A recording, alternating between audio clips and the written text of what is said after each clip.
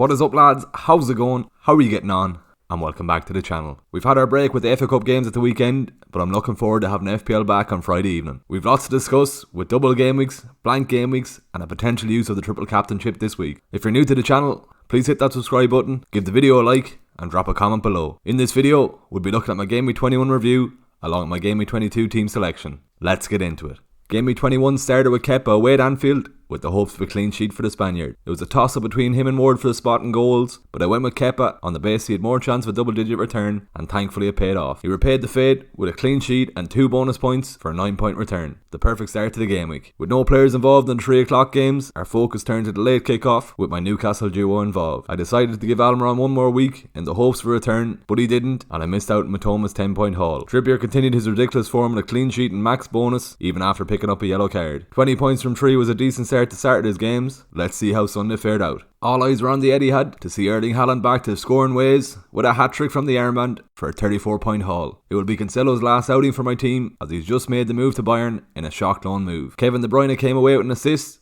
but I was hoping for more returns from the Belgian playmaker. With Cancelo not making any cameo appearance, Luke Shaw made his way into the starting 11. It didn't matter in the end, as Arsenal and United both conceded to wipe out the double clean sheet. Rashford continued his outrageous form with a beautiful goal, but it was another disappointing outing for Martinelli as he failed to return, while Saka and Odegaard did. The last involvement of the week came on Monday night, with Kane and Mitrovic involved for my team. Kane continued his consistent form in FPL with the winner, but it was slightly disappointing as he somehow came away with no bonus point. Mitrovic was unable to return after a few half chances, and with other strikers in form, it looks like the Spurs game would be the last outing for him and my team. All of these returns gave me a score of 77 points, and I dropped 5k places to 322k overall. I've now got 2 free transfers to attack the double game week this week, so let's move on to the Game Week 22 preview.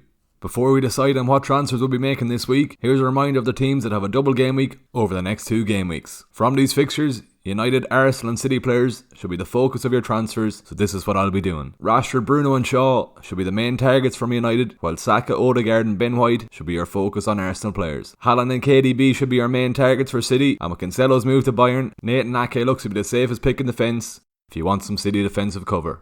United and Newcastle are in pole position to reach the EFL Cup final, so this means themselves, West Ham and Brighton will most probably be blank in Game Week 25. Most managers will have 4 to 5 players from these teams, so you need to keep this in mind when you're making your transfers over the coming weeks. After the FA Cup draw last night, looking ahead to blank Game Week 28, we have 4 fixtures that will definitely be taking place. Arsenal, Newcastle and Chelsea will be the main focus out of these 4 games, so stocking up on these players before Game Week 28 will allow you to get close to a full team that week. By transferring in these players after Game Week 25 in the lead up to Game Week 28, it will put you in a better chance of keeping your free hit and will allow you to be able to use it for a double game week later on in the season, where you can stock up on a level double game week players. With these double game weeks and blank game weeks in mind, let's have a look at my transfer plans ahead of Friday's deadline. With a focus on attacking the double game week, and with only 2 United players currently in my team, Bruno Fernandes is a player I'm looking to bring in this week. With the injury to Eriksen, he should be nailed on to play the 290 minutes, and with the added bonus of being on penalties, I think this is a sensible move. United have 2 great home fixtures against Palace and Leeds, where I think they'll be goals, so I'm focused on a 3rd attacker instead of a 3rd defender. This transfer is a small bit backwards, as I'll be looking to bring back De Bruyne in next week for the City double, but I think it's worth the risk with City facing Spurs, so I'll be hoping Bruno's amongst the returns over the double game week. With Mitrovic slightly off form and Nketiah leading the line for Arsenal, along with a double game week in 23, I think it makes sense to get him in this week. Fulham have an arguably tough fixture away to Chelsea, and with Arsenal facing Everton, there's every chance Nketiah can haul this week before his double in 23.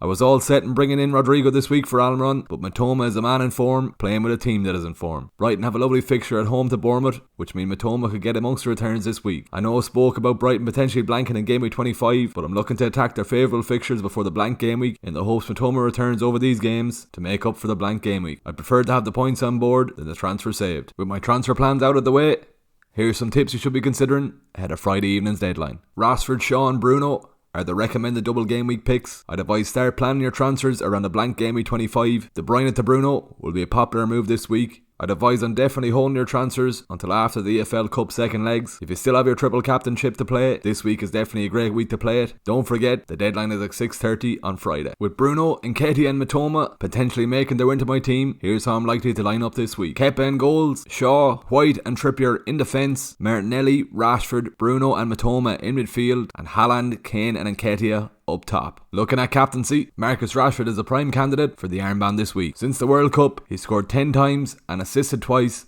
in all competitions. United have 2 prime home fixtures against Leeds and Palace, so I think it's the perfect opportunity to use a triple captain chip. I'm expecting at least 2 returns over these games, so I'll be happy with a double digit haul to return 30 points from the triple captain. With the EFL semi-final wrapped up, I'll be hoping he's rested against Forest so we can focus on the Palace game Saturday. As long as he outscores Haaland's 8 points from 2 weeks ago, when most managers use their triple captain, I'll be happy. As mentioned earlier, I'll be waiting until after the EFL Cup games before I make my moves. Don't forget to follow me at FPL Era on Twitter and Instagram, where I'll post my locked in team before the deadline. If you've made it to the end of the video, please hit that like button, drop a comment below, and subscribe to the channel if you haven't already. There you have it, there's my GW22 team. Best of luck for GW22, I'll see you in the next video.